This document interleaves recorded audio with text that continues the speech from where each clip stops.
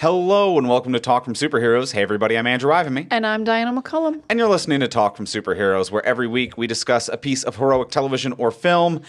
And this week on the podcast, we are building up to the release of Captain America: Brave New World. So why not have a look at the history of Harrison Ford being the American president? It's a rich, lush history of, I think, this one single movie where he played an American president previously. But I didn't go through his whole IMDb. I wouldn't be surprised if he's played a president again. Oh, I don't know if this is...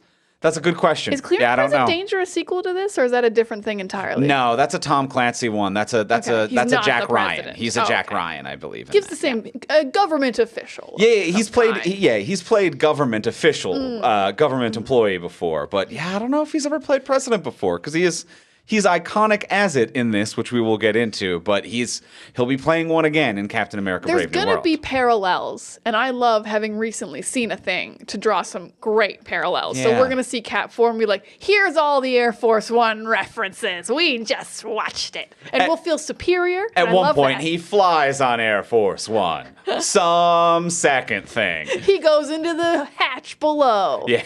He uses a fax machine. If we see it and it's just the plot of Air Force One, we're like, man, this Captain America phoned it in, if I'm being honest. But the Hulk's here. But it's just Air Force One, but with the Hulk. Yeah, he's not hiding in the hold. He's just the Hulk. Yeah, honestly, I could see that as a scene. I feel bad for the terrorists in that scenario. Yeah, the terrorists are like, we're gonna get the president. It's gonna be so easy. He's just a regular. The Hulk. The Hulk. Oh no, he's red. Yeah, I feel like that would be kind of like the Avengers, the first Avengers movie scene where he hulks out on the helicarrier. Oh, yes. And where Bruce hulks out on the helicarrier. And it's that, but it is Red Hulk and it is the president. Mm-hmm. And like it's terrorists who didn't know he was a Hulk. Yes. Which makes it much more oops. I like our movie. I like our movie. We'll see in 2 weeks when it comes out. We'll see. If we're right. I like the idea of trying to call it. Like, will they say, get the hell off my plane? Now that I will, I'm going to call it and say that someone will say that. Someone will say that. I think it might be someone saying it to Red Hulk as a bit. I don't know if Harrison Ford's going to say it. I don't know if he's going to say it. I think Anthony Mackie's going to say it to Harrison Ford. I also think Anthony Mackie's going to say it to Harrison Ford. I think that's a fun turnaround because he's the one who can fly. He's the comedic one. I don't know if his wings count as a plane. Yeah. So, like, if he just kicks the Hulk off him in flight. Yeah. Get the hell off my plane. Yeah. Get off my wings. Some play off of it. Get the hell off my wings. But I think Mackie to Ford, some play off of it is what we're going to expect next week when we see Captain America. I agree there'll be some play off of it. My official guess is Mackie says it to Ford. I'm with you on that. The classic turnaround. But today is about Air Force One. So let's lock in. Let's get on the plane, first of all. Before anyone kicks us off, let's get on the plane. We got to go through security first, which is the theme song. And then we'll be on Air Force One. So let's talk about it. Let's talk about Air Force One.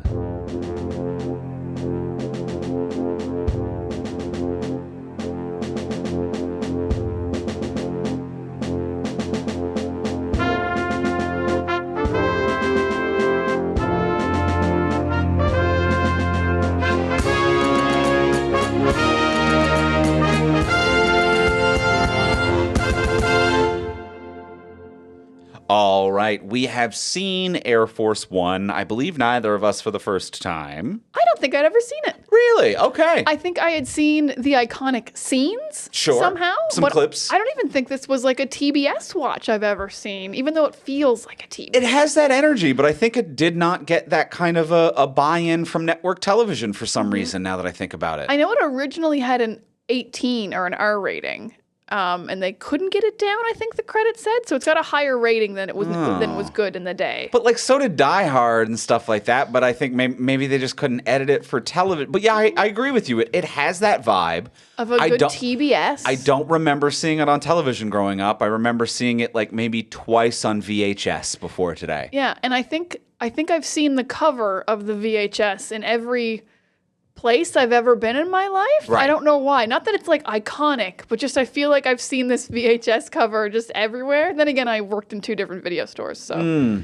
Yeah, I it just is. have weird. It is a big image of his head. It's just so much head. It's the most Harrison Ford you could get on a poster. Yeah, it's upsetting to me personally as I am like making preview images for this podcast for social media, and I'm like, how do I work around this much head? Yeah. Because like you got to get the logo in for Talk from Superheroes, you got to get the Air Force One title in, and it's just face. His hair's cut off. Like, he doesn't have any headroom. It's just forehead to chin, and it's the whole poster.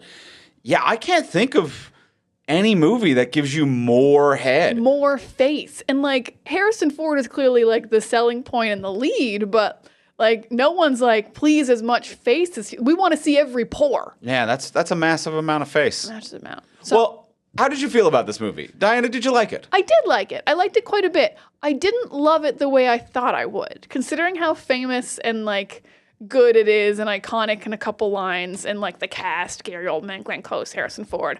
I really thought this was going to be like a banger. I didn't even know it was like a Die Hard-esque. The president was the only one hidden away somewhere fighting off the terrorists. So once I realized that was the plot, I really thought it was going to be like as good as Die Hard or White House Down. And it wasn't as good as either of those things, but it was still very good. I had a lot of fun.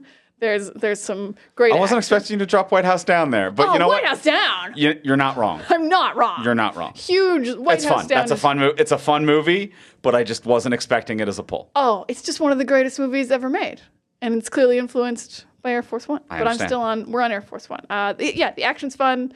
I like how it's really just the plane. As soon as the plane lands, like, don't even worry about it. that's just fun. It's badass. It's not like, it doesn't thrill me a lot of the time. I'm not like, oh, that line was so good, or like this scene is so tense. It doesn't quite get tension, and the action's never quite great, but I'm thoroughly entertained the whole movie. I had a lot of fun. So yeah, not as over the top good as I thought it was going to be, but still very good.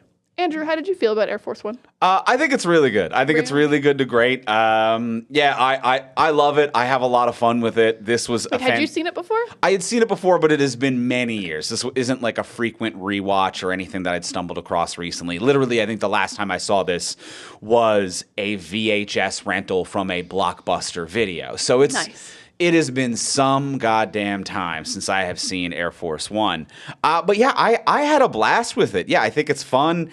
Its pacing is great. I agree with you. There's not a ton of tension. I think it actually does a decent job of stakes. Like I do feel engaged the whole time. I don't feel emotional tension, I think is what I should say, where it's like I do feel worry for the situation and the events, but I'm never worried about the like, the interpersonal connection, or like how the vice president feels, or how he loves, or how the president loves his wife. I don't really feel any of the emotional tension, but I do feel like the stakes tension to be like, this plane might drop out of the sky. And they do just kill characters as well in a way that I'm like, I believe pretty much anyone other than Harrison Ford could die at any second. So there is a good job, I think, of physical stakes, if not emotional stakes. And that's enough to kind of just keep this kind of peppy and engaged, and I'm into it. And it really sells itself just on its premise and on the performers who dedicate to it, where it's clever. It's a clever and fun premise executed by performers who are clever, fun, and dedicated to this. That with the wrong people who are a little bit less dedicated, this isn't a fun movie. You know, you need people who kind of give it everything. This movie is Under Siege if you give it Steven Seagal instead of Harrison Ford and Gary Oldman. You know, like you need good actors to kind of carry the weight of this and make it a classic and not make it an action goof. Yeah, you can't just walk through the scene in like a Rob Van Dam or Jean-Claude Van Damme. Sorry. Oh, I don't know. Or his brother Rob Van Dam. Sorry, I got old school wrestling on the brain for some. We're in the 90s, you know? It could be either one. But yeah, like Jean-Claude Van Damme or Seagal back in the day. Yeah, they just kind of walk through a scene and they're not like, oh, there's stakes and we can't release the terrorist dictator. Yeah. You wouldn't believe it. Yeah. But you believe it with this. You're like, we can't release the terrorist dictator. Yeah, we can't release the terrorist dictator. Hundreds of thousands will die. And I believe hundreds of thousands will die if it happens. And there are moments as well where I'm like, I think Gary Oldman is choking Harrison Ford. They're going at it. And like, according to like, you know, like looking up some of the trivia about this movie, it seems like they did go at it a couple of times. And it's impressive for two dudes who are just like, they're going at it in that way of like two lithe, kind of leathery dudes are giving a fight for their life in middle age would do. And that's kind of wild that, like, you know, when you compare this movie to like a Die Hard or to like an Under Siege as well, which is just like Steven Seagal's supposed to be, or at least at the time of that movie, an action star. And you go back and watch that and you're like, you're just ham slapping each other. It's nothing. And in this one, I'm like, I'm worried for Harrison Ford's safety because Gary Oldman's going at him. Yeah, not so much the fight where they actually fight each other in the parachute hangar, but when Harrison Ford's been captured and Gary Oldman is trying to like convince him to release the dictator guy, I genuinely was like, I think Harrison Ford is actually getting beat up. But it was so real because it wasn't any kind of stuff where you would put a stuntman in. It was just more like Gary Oldman has put his foot on Harrison Ford's head to like threaten him and push down on it. But you're like, I can see the floors getting indented. Like you are pushing Harrison Ford into this floor. Yeah. When you like stick that gun under his throat, I can see that he's on his tippy toes and his like skin is being sunk into. Like Gary Oldman, like he was definitely bruised and sore afterwards. He beat the shit out of Harrison Ford. His skin's getting like red and irritated and stuff like that. And what's great about it as well is because, like, you know, I don't necessarily want to romanticize actors being unnecessarily violent towards one another, which I think is something that can happen when people talk about movies, when it's just like, oh, did you know those two actually gave each other a concussion while filming this scene because they threw real punches and went to the hospital. Isn't that cool? No, that's bad. And it's like, no. Concussions are bad. We have stunt people and safety regulations. You shouldn't actually hurt one another. But like if there is a level of physicality, you can go up to the edge too, and both of you are comfortable doing that. And it has a positive effect on the performance, then I think that's good. Because it has a positive effect on the performance. It's not just a matter of like, I can see that Harrison Ford's skin is getting red and that he's having a tough time and Gary Oldman is hurting him. It's just that like there are moments where he has to deliver lines and he has the tension of a man who has forgotten to breathe. Even when he's not being choked, where it's just like, he's in such a tense and physically threatening scenario, his body has gone into that, like, I've been holding my breath for 1 minute, kind of waiting for a fight or flight response. Mm-hmm. And the way he's delivering his lines are affected by that. And it adds to this emotion and this intention and this, like, this fear in that moment. His performance is affected by what they're doing, which is the important thing, not just romanticizing violence of it. Yeah, and I think in this scenario, I wouldn't be too worried, even though it does seem very violent, because Harrison Ford is clearly the biggest star in this movie by leaps and bounds. I think he was one of the biggest stars alive at the time. If he wasn't enjoying how the scene was going, he would have been like, get this fucking guy off me. Harrison Ford doesn't take no guff that he doesn't feel like taking. Yeah. So he definitely... He never has. He never has. As Han Solo first gig he ever had, he was just like, this fucking sucks. I hate this dialogue, George. I don't want to be in the second movie, maybe even the third. Yeah. So yeah, he wouldn't be doing this if he didn't want to. So this actor in particular, I'm like, he's fine. He'd leave if he didn't like it. We wouldn't be doing this. Mm-hmm. So I like that about it. But yeah, I mean, what it does for the performance, you talk about stakes. Like, you actually believe that, like, the president has broken. And he actually did break. I couldn't believe that wasn't, like, a turn of, like, we've got a trick up our sleeve. We aren't actually releasing the terrorist leader, the general. He really did just break when he threatened his family and got beat up. Yeah, yeah. And that's kind of crazy in retrospect, because you're sitting there watching it thinking, oh, I wonder what the trick he was that he said was. Like, what did he say to the Russian president? What did they have up their sleeve? And there was nothing. His family was threatened and he absolutely broke. At best, the trick was buying time until he can reverse the damage he's done. It was which was unguaranteed. A gamble, not a trick, a gamble. A gamble, a perhaps. Gamble, perhaps. I don't know if it was a gamble. I really think it was don't shoot my family. Yeah. I don't think there was a backup plan. Yeah, no, there wasn't. There was a hope for one. I guess he already knew he had a piece of glass in his hand, but he had not been working on that duct tape soon enough. When it showed that he You were mad about that. When it showed that he still hadn't started working on the duct tape on his wrist, I was furious. His hands had been hidden for at least 10 minutes. Yeah.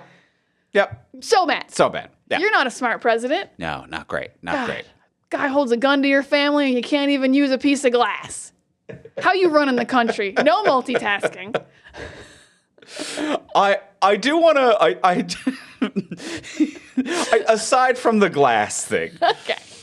one thing that I do want to kind of talk about, just like structurally, to give this movie credit that I really enjoy. It starts with an action sequence, like a lot of popcorn action movies do, of the capturing of this kind of rogue general from Russia.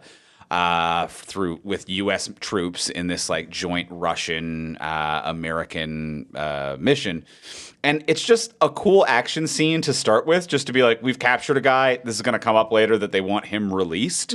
I think it's just really good formatting for a popcorn action movie to be like, we're starting with an action scene. Here's the general motivation. It'll come up later. It's something that like an espionage or spy drama would be like, we're going to explain to you about this guy that's already in jail who they want released. But instead just like, hey, this is a good excuse to have this kind of peppy opening action scene.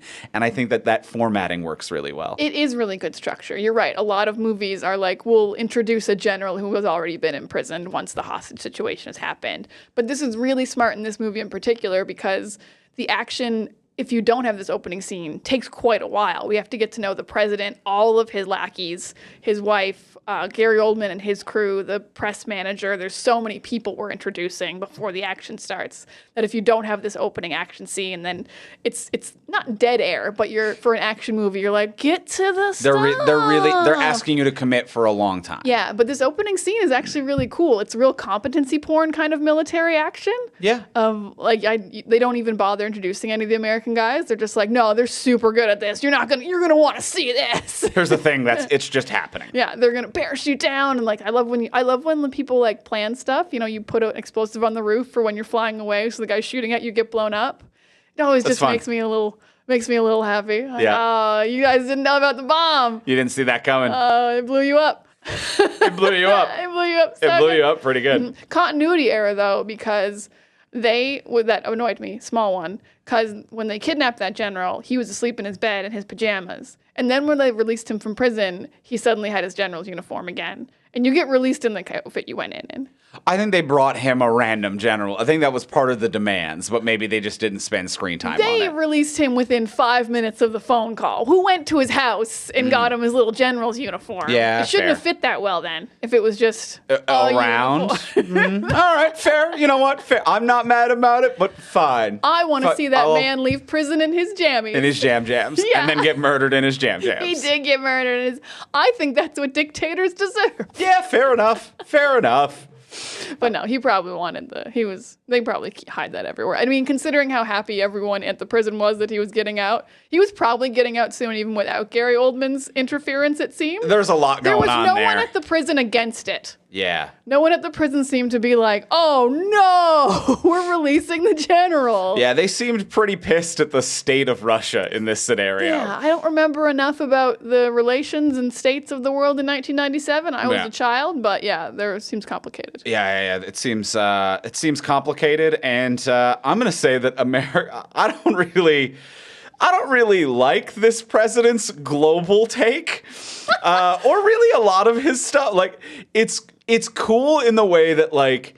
There is something cool about Harrison Ford as the president in this. It is a very prototypical president. Like, it is almost like the ideal film president. It's This him is what and we think presidents are. it's him and Pullman from Independence Day, I think, are the pinnacle of film president in many regards.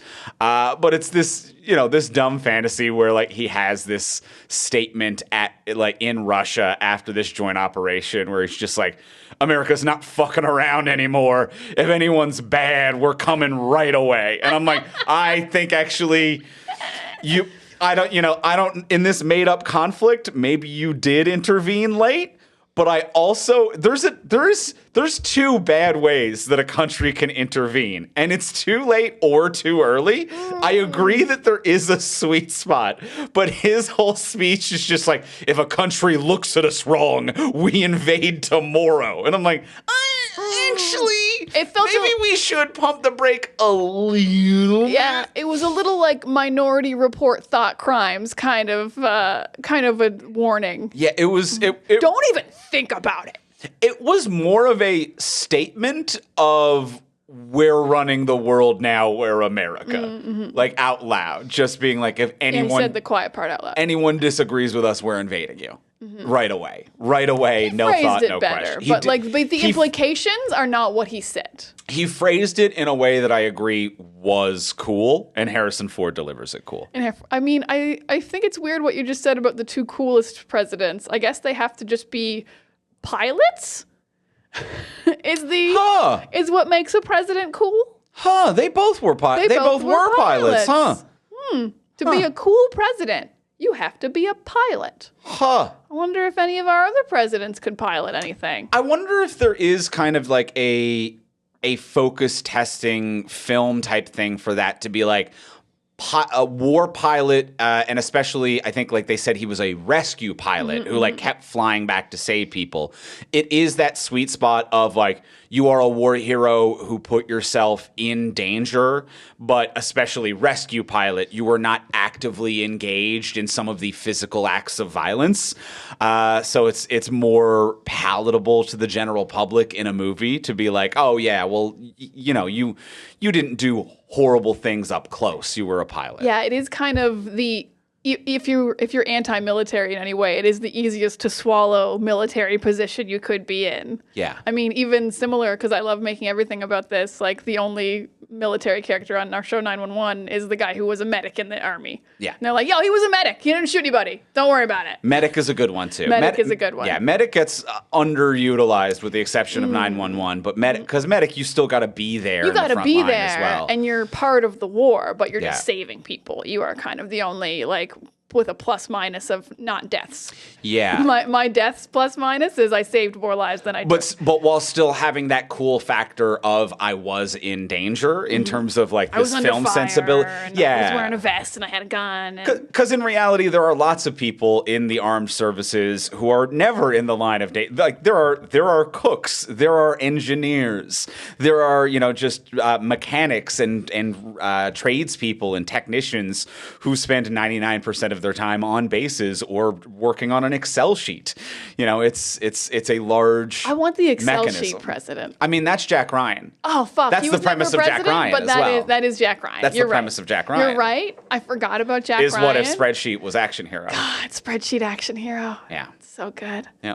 I know they've just currently made Jack Ryans, but I'm like, more Jack Ryans. More Jack More Ryans. Jack Ryans all the time. Yeah. And you know what? They half stepped with that Jack Ryan, where they're like, With he was cool action guy who like has trauma and then chose to like fall back into a spreadsheet. He didn't love spreadsheets out the gate. Yeah, whereas Jack Ryan's got to always love spreadsheets. I prefer the OG Tom Clancy version where it's like I'm a spreadsheet dude and actually like I'm kind of boring. There's something appealing about that. No, there is. That's an everyman. Yeah. We could all be that Jack Ryan. We could all We've be all that. got a spreadsheet. We could all be that guy. Now, speaking of the military guys, though, we're like, oh, they're so cool. They've got jets and he's flying a plane, and then the opening military part, which is in stark contrast to the end when they're just flailing down that zip line. The plane-to-plane zip line, man, they all look lame. They all look so lame. I've been on zip lines. I haven't been on a zip line between two planes, but You have. you have. But no one's ever looked this dumb on a zip line before. They did a disservice to these soldiers who were rescuing the president. Every single one of them just like flapping in the wind, like, oh. They're flailing the whole time. They're literally flailing. And the thing is, if you've ever actually been on a zip line, like, you can just grab the line to pull yourself and be steady. And none of them do it. None of them do it. And I mean, like, granted, they're going at like 200 kilometers an hour or whatever in the sky. They are, but they're trying to steady them. They're not even trying to steady themselves. Yeah, they're just flopping. It's actually hilarious because they're clearly also being green screened, and it's got to be so much harder when they're flopping. Because 97 didn't have green screen technology yet. Yeah, I don't know why they made that choice. Flopping? It's an interesting one. Because I do agree that there is something about, like, these were people who were flying a different mission who were redirected over and are now doing this on the fly. But they clearly have zipped.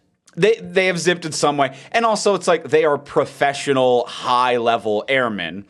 And that's not to say that you're going to be the coolest person in the world in every possible scenario. There's still, I'm sure, even when you're one of the highest trained personnels in the military, there's going to be a moment where you're like, we're doing what the fuck? I'm ziplining from this plane to Air Force One.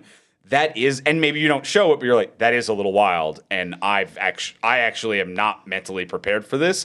But you still steel up and there's a way to do that is not going like, whoa, whoa. It's a real whoa, whoa, whoa. Yeah. Here's my only thought. My only thought is they needed the regular soldiers to look really dumb. So when Harrison Ford does it, he looks just a little bit cooler. Ah, I see what you're saying. He can't look the least cool of the guys who zipline. So I wonder if their instructions were like, you can't look too cool because Harrison's doing it after you. But Harrison Ford already looks pretty cool. He's Harrison Ford. I agree, but I think he has to just consistently, for the numbers, for the ratings and the happiness of the people in the theater. He's got to make it. He's always got to look the coolest. Got to make him look a little. Because he also cooler. loses a couple fights and gets beat up by Gary Oldman, so he needs a win. Yeah, he needs a win of looking like the coolest guy who ziplines. Yeah, that is true.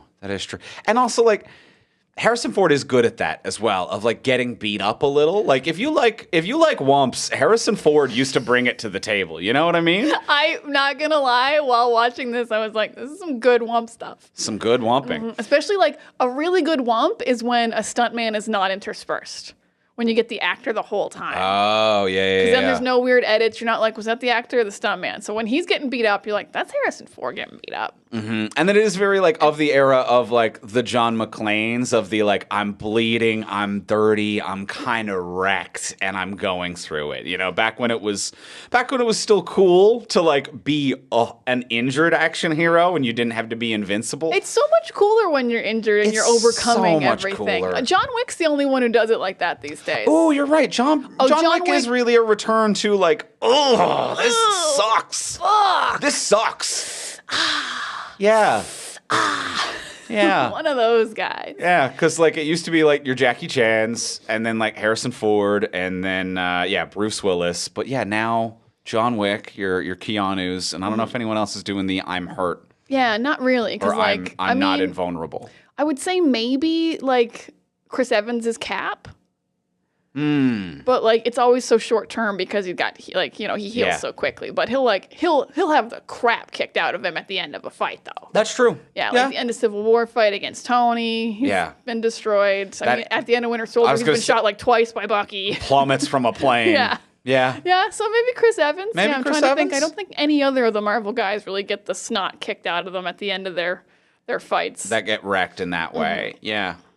Interesting. Yeah, so all the political guys. Well, yeah, it's fun to see the hero. None of the Fast and Furious people. No, none of the Fast and Furious people. No, zero of the Fast and Furious people. And it's fun to see the hero have vulnerabilities. That also adds stakes to the plot of it. That and the fact that the terrorists do straight up kill a hostage every 30 minutes. This has the most actual hostage killing to threatening of killing of any movie I've ever seen. It does make me a little kind of sad. I don't feel more for the people who get killed. I think I feel the most for the press secretary lady. Same. Because they did a really good job of Gary Oldman, making her talk about herself. I show people the plane and I don't want to die, and then just shoots her in the head. That one's rough. And the fact that the is on the intercom Yeah, and that the everyone president hears has to choose not to reply to this and continue And fighting. he chooses not to reply to this. Yeah. But he does choose to save his family. Which is a selfish move. Yeah. But yeah, But it's understandable, but it's a selfish move. But yeah, the rest of the people I don't especially care for. The press, not there, like the Secretary of Defense, whoever that guy was, they shot.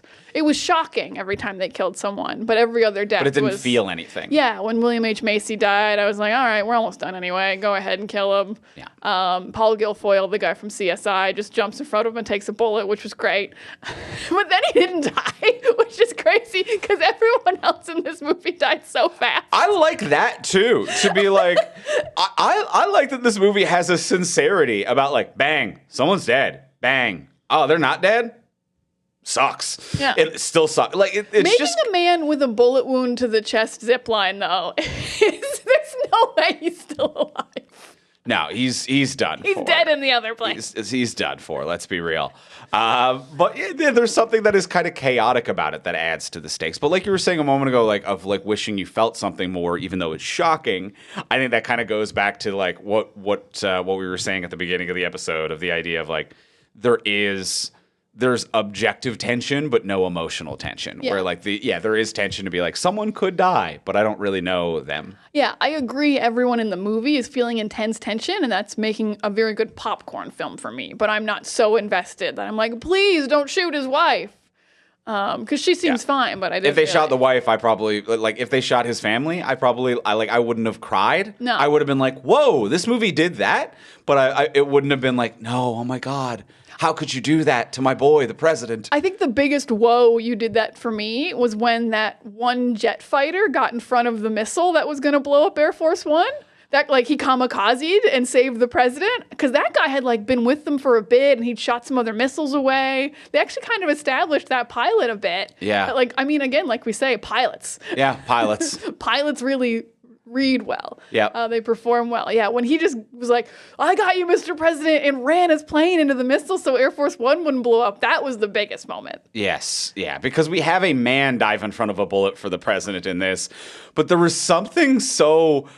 It was emotional, but also so funny about that to see a plane jump in front of a bullet is empirically funny. Like it looks like Starscream taking one for Megatron. Yeah.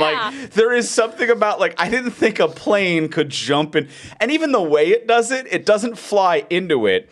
It flies in front of Air Force One and then Pulls up. so it is belly out the way a man would dive in Yes. front of a bullet. You're right. That's And what made it so funny. That's what makes it funny. Yeah, it wasn't just like I intercepted it or I ran right into it. It was the full like No. Yes, they made a plane do a no. They made the plane, and the pilot didn't say no, but the plane did. It's like you could see a little face on the bottom of the plane. No. Not the president. And then it blew up. Yeah, it felt like something that's going to happen in, a Transformers movie or like the next Fast and Furious. Like, we've been to space. Sure, let's throw a plane in front of Dom to save his life, and we'll blow up the plane. Yeah, it did feel like that. Also, there's just like such a weird stakes range in this movie of like, oh, there's like 12 people left on the plane and we care if they die. And then that entire tanker blew up that was trying to reload the Air Force One with gas. And they didn't say how many people were on that tanker, but I bet it was more than 12.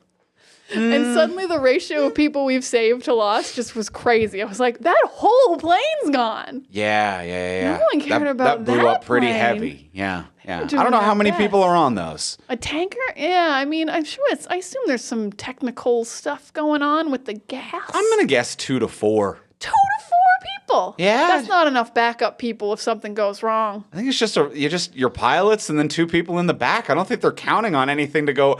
I think it's one of those things where it is a full failure or none. I think it's that it's the type. You're right, it did blow up really fast. It's the type of situation where you need several safeguards to make sure that there is no mistake because there's no recovering from mistake. Yeah. So, but I that was also surprising when that blew up. Yeah, too. so a lot of people die in this that you don't expect because it doesn't, but it's also not like super violent. in a weird way. Like, they don't show the press woman being killed. I think that's what they cut to keep the rating low. It said in the trivia. Yeah. They're like, that was too much. We shot her in the head and we had to not show That was it. a lot. Yeah, that was asking a lot of y'all. But everyone else just takes like a chest wound. Yeah, just takes kind of a chest wound and a few deaths, and then some explosions and stuff like that.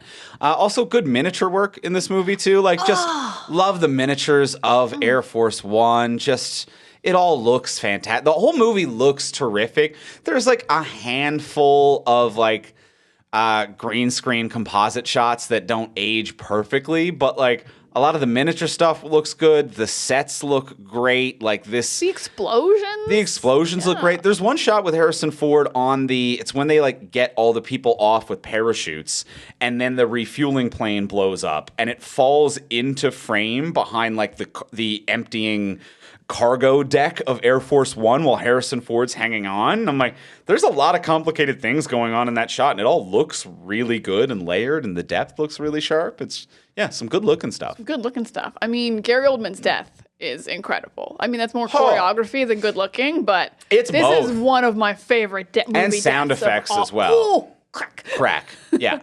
Yeah, the movie of them fighting on the like some parachute hangar or the hangar bay, I guess. What's the word that I'm the ramp that goes down, the ramp in the hangar bay. I feel like there's like a word I'm missing here, but they're on the ramp. They're on the ramp. And it's the classic. It's the famous "Get off my plane." It's the "Get off my plane," but I didn't know that like he got like a thing wrapped around his neck and then the parachute opens, so he's kind of stuck between two forces for a good 30 seconds until his neck snaps. It's so cool. Ooh.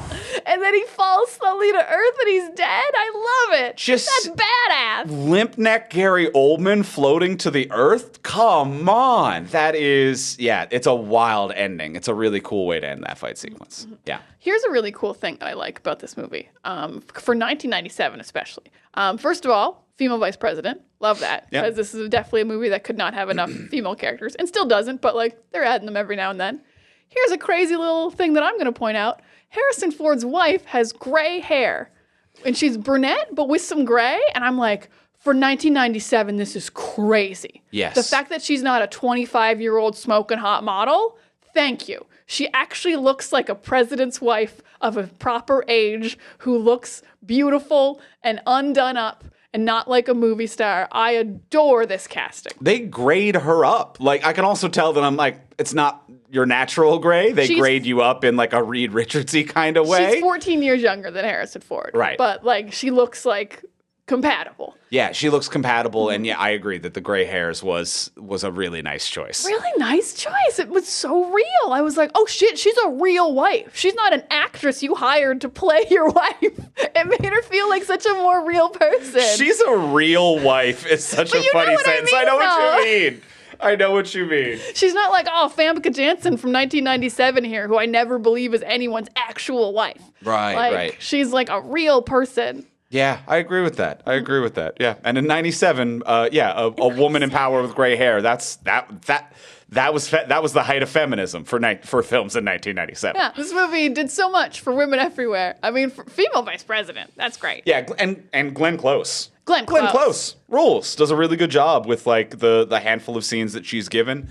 Just nice really power and authority. Yeah, really like laying a lot of kind of direness, but like not over the top about it. She's not being dramatic, but she's like, this is fucking serious. And a good partner to him as well, where she makes the, I would say, academically wrong choice, but for the emotionally right reasons, similar to him. Kind of. Yeah, you're like, I actually think Dean Stockwell is actually right, because we just saw the president release the general. Yeah, actually. Because his family was... Do the thing that will destabilize all of Europe. Under duress. So you probably should have signed the cabinet thing. Yeah. But it all worked out fine, and you're going to sleep well tonight.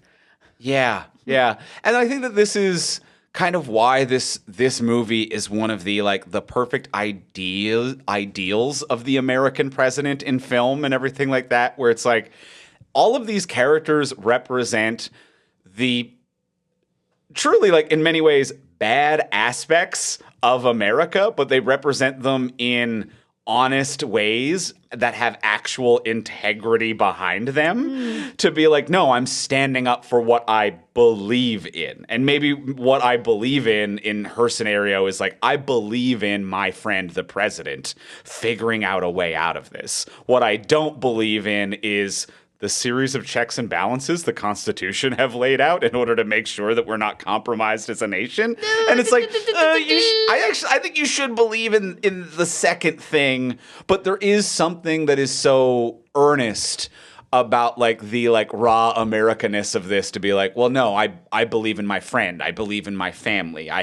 There are core values to the mistakes that these people make, which I think is kind of why when someone says it's not people who are power hungry or want revenge. It's a nice motivating factor, even if it's not kind of what they should be doing in this position in an ideal world. It's like, oh, like that's a nice reason to not do the right thing, I guess. yeah. Yeah, you released a general so your daughter wouldn't be killed. All right. And it all works out great because it's a movie and we're not that worried about it and we're not that mad. So like I'm not really worried about you making the wrong choice because it will work out all right. But I do want you to make the wrong choice for the right reasons. Especially when she makes like the wrong choice and it's informed. Because at one point they're arguing like, well, is the Secretary of Defense or the Vice President in charge right now? And like, well, let's get the guy who knows the Constitution, which is hilarious that the Constitution's so complicated that they're not sure. And then the guy who's like their constitutionalist is like, oh yeah, it's definitely the Secretary of Defense. And she's like, but probably me though. I'm not gonna sign it. But I'm not gonna sign it though. I don't think he's compromised. I just don't. I think he's fine. Yeah. Oops. Which maybe brings me to like a fun little corner I'd like to go to, which is I would like to go to the administrative corner, if I may, because as an administrator, so maybe listeners don't know this, I was a legal secretary for many years, so I always love admin stuff in movies, and what I mean by this is Dean Stockwell comes in at one point to the room and he's like, 8 cabinet members have signed this and you have to sign it too so the president won't be in charge. And there's a big paragraph ahead where everyone has signed. And this is 1997 and I always love wondering, I'm like, who typed that up? Dean Stockwell didn't type this up. He does not know how to format it, how to put the signing lines on. In 1997 Microsoft Word, signing lines are wildly hard. Someone might have done that on a typewriter. Oh man, on a typewriter, yeah, I don't 97? know. Yeah. But So I always love picturing like a secretary who gets to know every national secret because someone has to type everything. Someone who's like, we're mutinying against I'll type it. Yeah. I'll type it up. Don't put the word mutiny in there. You just said me. Diana, don't put the word mutiny down. What's the paraphrase of mutiny you want in this thing that everyone's going to sign? A secure transition of power. Secure transition of power. Fine. Cross out mutiny.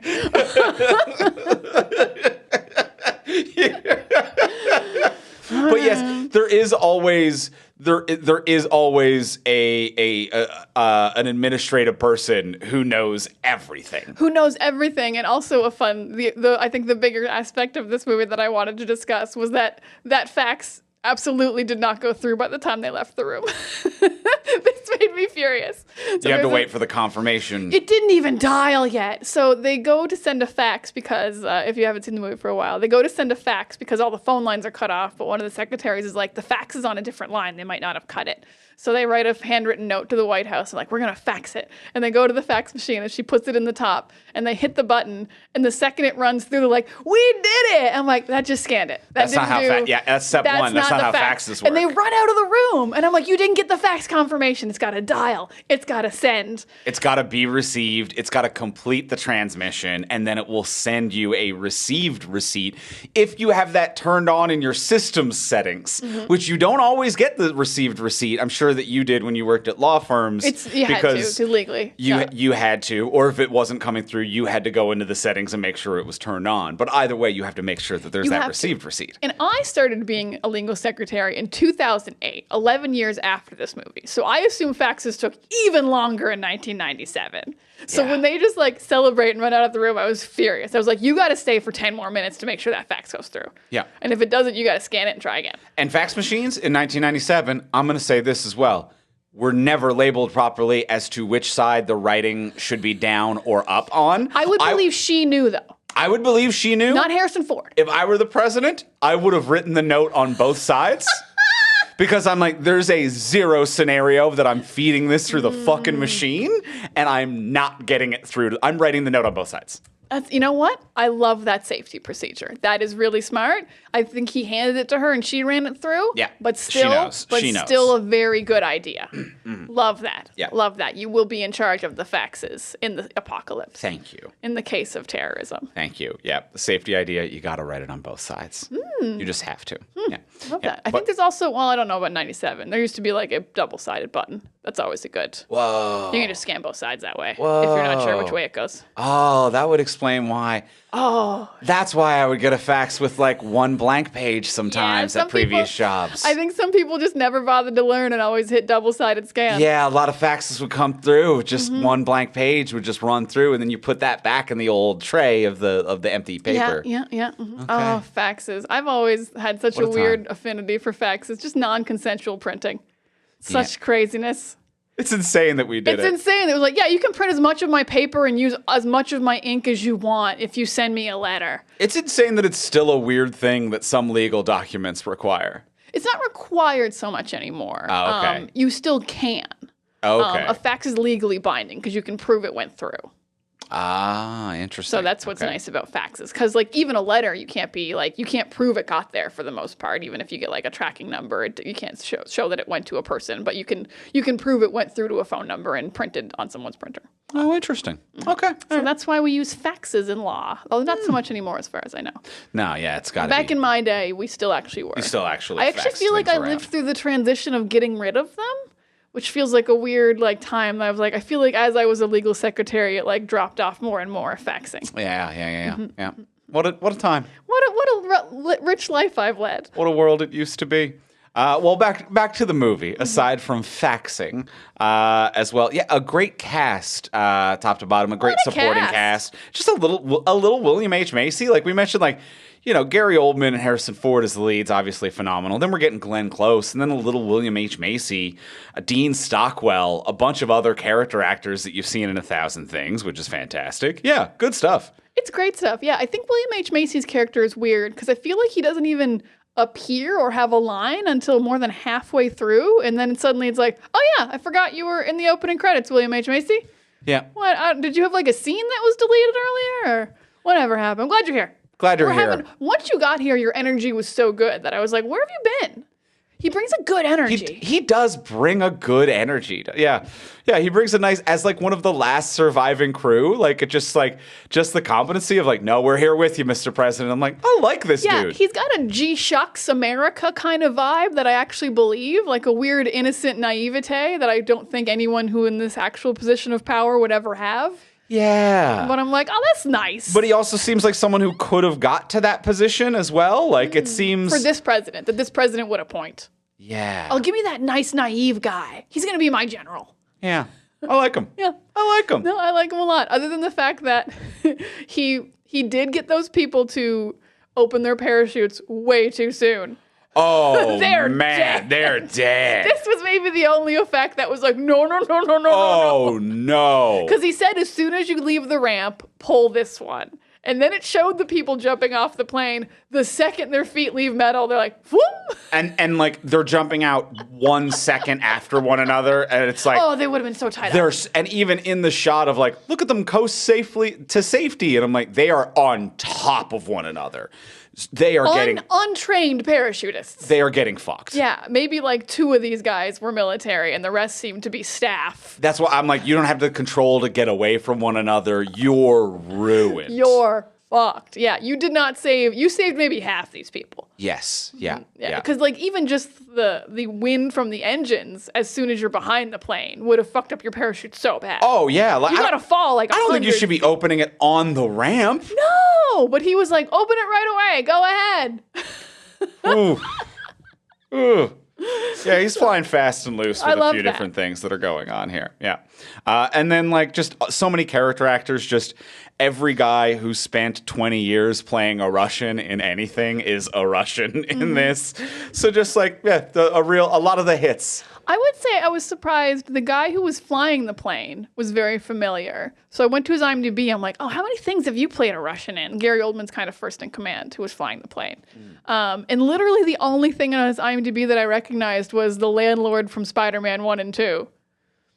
Oh, yeah, he was that, wasn't he? But Yeah. I was like, I'm sure there's other Russians you've played. And going through, I was like, I can't actually remember you in any of these other movies. I guess it is Spider-Man 1 and 2 that I'm thinking of. Oh, that's interesting. Yeah, I guess it is that, because I definitely think of him as, like Eastern European of some sort from that. But I don't know if I've actually seen him in anything else as a Russian. That's interesting. I think that surprised me because I don't think I've seen the Raimi Spider-Mans all that much. Then I was like, but your face is so embedded in my mind for some reason. Oh, but he owned that role. You know what I mean? Yeah, he owned Scumlord tenant or landlord. As well in this is the one who's been corrupted is Xander Berkeley, who is like the Secret Service agent who's in on it as well, who was in 24 and a bunch of other things. I remember him from 24. Oh, he is one of those guys who you're like, oh, that guy. Yeah. I didn't really watch 24. I think we watched like half a season together. I think they kind of like in that show played off of the idea of like, you remember him as the distrustworthy one from other movies you've seen, right? Well, we're going to kind of lean into your feelings about that some way. And maybe you're wrong to feel that way. Spoil 24 for me. Was he a traitor or not? He was not, from what I remember. That is a good twist was when not- you're but- like, that's the guy that always plays a But traitor. everyone in that show was complicated. You know what? That's fair. Yeah. And then as well, one of the Secret Service agents who dies, the one who gets shot while getting the president into the pod, is another big 24 actor. He played Aaron, who was the head of Secret Service for the president in several seasons of 24. Yeah, there's people who just have that vibe. Yeah. You're just like, oh, you're going to do well as military guy or Russian guy or Yeah. Secret Service guy. You're going to play that for a while. God, I'd love to have that. You know what I mean? You pray for it. There's something that happens in this movie that, how do I describe? I don't understand why it's important. And what happens is the press finds out. They think the plane's crashed. They're deep in negotiations with Gary Oldman in the White House, and then the press is like, we've got reports that the Air Force One has crashed and the president's dead. And they're all like, oh no, we have to do crowd control. And then Glenn Close herself goes to the press room and fills everyone in. And I, for the life of me, don't know why that's a priority. I absolutely have no idea. He's going to shoot another hostage in 11 minutes, and Glenn Close goes to the press room to do a press thing. And I'm like, you could just not. They could just wait an hour to find out the president's not dead. I just, for the life of me, I don't know why it's a priority. I do buy that. Oh, I think it's I like know for national stability, but 11 minutes till a hostage dies. 11 minutes. you let the hostage die. Whoa, Andrew! We just talked about moral complications. Yeah, I'm of the moral complication of greater good, which is why I'm like, you do not risk global instability to save your wife. You do not risk global instability for the one hostage. It's like you get on TV right away. Like every single minute that the public thinks the president is dead is just like the amount of potential destruction that the nation gets closer to would be absolute insanity. Oh, I guess I don't really I think follow it. What, I- are they gonna shoot some nukes because the president's dead? I mean, I think it is there is global complications that I don't think I am smart enough to understand. I think that just nationally there is just complete stock market crash as well. Stock market. That the second that there is a concern over the health and well-being of a nation's leader, its entire economy collapses. If they think the leader is dead in a geopolitical conflict, I could see rioting happening within the hour in streets of different cities. I think that literally every minute that you're not on television telling people the president is alive, there is going to be several people dead in America due to rioting. I think that the whole nation falls apart overnight if you don't get on TV right away. See, I think you're selling me a little. I think it's maybe okay because it is nighttime. Stocks don't crash till the morning. Yes. And I think you can place an order to be like, the stock market doesn't open. So I think you they've done can. that. I think you can actually do that, but I'm not smart. No, we're not smart enough because I thought you shouldn't even do it. I'm smart enough to have some gut instincts here, but I'm not smart enough to have the precedents and laws to back it up. But I agree with it. Get her on television right away. Oh man, Absolutely get her I'm on very television. much like we have people who could do this for you. You're busy. You're busy, Glenn Close. No, I think it's like you need to show stability. You need to have the highest up person be on television. Well, they're absolute debating second about that you who it can. is right now. If it's Yes. her or Dean Stockwell. You need to have one of them. You need to have absolutely one of them. All right, you've swayed me because you are very impassioned about this. Yeah. You only care about stocks and economies, not people. Hey, what is it? What is it now? What did they upgrade it to? Like 98 seconds to midnight on the doomsday clock? The world's hanging on by a thread. I mean, what was it in 97? I think it was like 10 minutes. That's so many more minutes. Yeah. Okay. Oh, I see what you're saying. They In shouldn't have been as 1997, panicked. Yeah. they were like, we got so many minutes I don't left. know. Yeah, I think we're hanging on by a thread. Yeah, that's true. All right. So I mean, I think it. Whatever. You know what? I'm not informed enough for the listeners to care about my opinions on this. I'm also not informed, but I am cynical enough to think that if there isn't someone very important every moment telling us everything's okay, we're all collapsing. Oh no. Yeah, that's where I'm at mentally. I mean, I don't think you're wrong. Yeah. But I wish you weren't. And you know, well, that's complicated. Yeah. Well, let's go in for the close. We'll just end there. Let's just end there. The world's complicated, but our lives are pretty straightforward. So let's go into the close. Let's ask the final question of what would you change. So now that we've discussed everything we've discussed, what would you change about this if you could change anything? Before we do ask that final question, we will remind you, as we do every week, to please take a moment to rate, review, and subscribe on Apple Podcasts, Spotify, Podcast Addict, YouTube, or wherever it is that you get your podcasts. It helps us move up the charts. It helps us get discovered by new listeners. It's a free way to support the show, and it means a lot to us as well. It helps us in the charts and in our hearts, I was going to say. And I fumbled over the words of our catchphrase, but you know what I mean. You've all been here. And yes, it helps us in our reviews. People are like, this show's cool. That person said so. Yeah. And that person is you, listener. You're You're here. the person who tells people we're cool. You're here and you did it. And we appreciate you. And as well, if you do want to get bonus content from our network and us, you can do that over on our Patreon page, which is a monthly subscription service where you can get cool bonuses for whatever is in your budget. For example, at $1 a month, you will get our webcomic early. At $3 a month, you will get these episodes early and ad-free. So Awesome. if you don't like the ads, it's only $3. And then the ads are gone. You just never listen to them ever. There's just no more ads. No, and $3. And it's early. Like in 2 Yeah. weeks, if you want to find out if Captain America's good, you're going to have to listen early. You can find out before the weekend. That is absolutely true. And ad-free. And ad-free. And at the $10 a month level, you also get an exclusive bonus episode of this podcast every single month. And when you sign up at that level, you also get immediate access to the full backlog of the Patreon bonuses. This past month, we did The Shape of Water, which was fun. We talked about fucking a fish man. And that is available right now. And if there's a single Patreon episode that you want, you can buy those episodes individually for $5 as well. So lots of cool options depending on what's in your budget. And you can check it all out and all of the options over at patreon.com/fromsuperheroes. That is patreon.com/fromsuperheroes. And thank you to all of our current and future patrons. Thank you, patrons. And now, let's go in for the close. Let's ask the final question. Now that we've discussed everything we've discussed about this movie, what would you change if you could change anything? Diana, what would you change? My biggest change is a thing we didn't really talk about, and that's Harrison Ford kind of diehards most of this movie. He's like hidden away, and no one knows he's there, and he's killing terrorists one by one, and he's figuring out ways to save everyone. But I think what had bothered me was that he didn't do anything that just the president could do. Everything he did, like, could have just been a Secret Service guy who, like, did a thing. I really wanted something like I would really love if there were things he was like, oh, I'm going to call this phone number that only the president knows, or like, I'm going to open a second safe full of guns that needs my fingerprint because I'm the president. Or, some kind of other tool that only the president has. Really, literally anyone could have done all the stuff he did, which was just kind of like hide in a grate and shoot a couple guys with guns and use a cell phone that he didn't know how to use. That was very fun, actually. It was very charming, but anyone could have done it.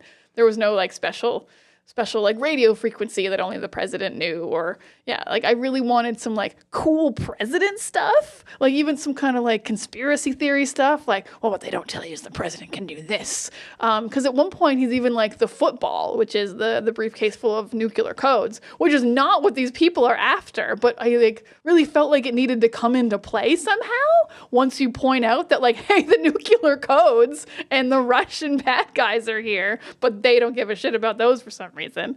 I don't know what exactly, but I really wanted more like president specific stuff that he was using to like defeat these guys with his presidential powers, if you will. And that's going to be my biggest change. Like, I want to feel something more special from this president guy. He just feels like Harrison Ford, who can also fly a plane. He can also fly a plane, so he's not even really doing that much. So that's my biggest change. Otherwise, this is just a really fun, great action movie. Nice. Yeah. Nice. I like that. His presidential powers is such a like. I know that like that is a turn of phrase, but you said it in a cadence that I'm like, that's cool. Like you made it like it's his superpower is the implication. I feel like they definitely have to say that in Cap 4 now. These are his presidential powers. Oh no! Oh no! I think they should let us write the executive branch. They should let us write Cap 4. Yeah. I just want more presidential powers. Okay. Andrew, what would you change? I think my change, and this is of a very modern lens to change it with, because I don't think it's reasonable to expect of something in 1997. But with a modern lens, what I would change is that I do think that some of the action needs to be better. It's very Indiana Jones. Wow. Ham-fisty, which I think works when it is kind of clumsy in close quarters. Like when it is Harrison Ford kind of creeps up on a dude coming down a stairwell and they just smack each other around until one of them happens to win. I think that is the kind of clumsy that actually works, and I think like I'm on board with that. It's when all of the people who are, air quote, hyper competent at this all really suck in a stormtroopery way, where I'm just like, none of you are Secret Service. None of you have visibly even ever held a gun before. Even like the opening action scene of capturing that defected Russian general or whatever, and it's like all of them running in and they're like holding guns one-handed and like they're shooting from like the hip, like they're holding the gun below their knee and running through hallways wildly shooting. And then if you're a bad guy, they fall on the floor, and if you're a good guy, you stand in the middle of hallway in a straight line next to one another and you just miraculously don't get shot. And it's like, I know that like to expect John Wick from a film in 1997 is unrealistic to a certain degree without that being like the whole premise of the movie, to be like, look how realistic we were. But it would be nice to see this with just like a little bit more competent gunplay. Actors and stunt people who had ever held a weapon or been trained to hold a weapon or held handguns with two hands, or held machine guns up to their shoulder and not just kind of loosely in front of their belly button. So just stuff like that where I'm just like, oh, but you're all supposed to be really good. It's like, to me, I'm like, it's fine when John McClane holds an automatic weapon at his hip. He's a New York cop. Mm-hmm. But when we're the Russian special forces who try to recapture our leader and have broken into Air Force One, you should know where to hold a gun. We're Air Force One Secret Service, and we're just kind of flopping our guns around. I'm like, absolutely not. You're the most well-trained man in the world. Yeah. You don't do that. Now, I agree with 90% of this. I will say I don't mind running down a hallway and not getting shot when you're the invaders, because in that scenario, you can shoot anyone you see, and anyone trying to shoot you has to make sure you're not a friendly first. So I kind of always forgive it. Oh, to a certain. Okay, I can kind of get what you're saying there. If you're a soldier in the Russian palace and you're like, oh, someone's attacking, and you see someone coming, you're like, oh, is that my friend or is that the attackers? You're not sure right off the bat. But if you're the ones going in, you're like, I know where everyone who works with me is. I shoot everyone. Shoo, I shoot everyone. Okay, I see what you're saying. So I they actually shoot a don't little bit mind- more indiscriminately. Yeah, so I don't mind that, but I agree. It looks like no one has any gun handling ability. The fight scenes are janky. They're not cool. And like even Harrison Ford is supposed to be former military, so it's like your punches should be better. Yeah, I mean, like you were a pilot, but like You still got to do the training. you still do some training, but they don't teach you. They don't necessarily teach you the best punches in pilot school. You But know, I think you got to do basics. They must teach you how to punch. I think they teach you some I think he has some basics. I'm not going to say he has a great punch form, but he has some fisticuffs. He brawls his way to success. He definitely fists. In a way that's charming. But yeah, it just feels like a series of stormtroopers fighting a series of other stormtroopers, and then the most plot convenient stormtroopers are the ones left standing. Yeah, it is ridiculous that not a single Russian goes down against the entire Secret Service. Like I know they were taken slightly by surprise, but yeah, I don't think any of them die until Harrison Ford starts killing them. Yeah, it's still a 5-foot wide hallway that all of the Russians are standing in. Mm-hmm. And even though they have an automatic weapon, it's 6 Secret Service agents with a handgun all firing down a 5-foot wide hallway. Someone gets shot. Someone gets shot. Mm-hmm. So, yeah. I agree. Yep. Love it. Sweet. Well, that will do it for us this week on the podcast, talking about Air Force One. Next week, we're continuing our build up to Captain America: Brave New World, talking about more Anthony Mackie military action, with a little touch of Hawkeye in there as well. It's crazy they're both in this. Hurt Locker. We're going to be talking about Hurt Locker next week on the podcast. And until then, if you want to reach out to us, you can find me most places. In particular, I've been on Blue Sky lately. I'm at Ivimey, Ivimey. You can find me on Blue Sky and Tumblr at Words of Diana and Instagram at Pics of Diana. And you can find us most places at From Superheroes. And we'll talk to y'all next week. Bye.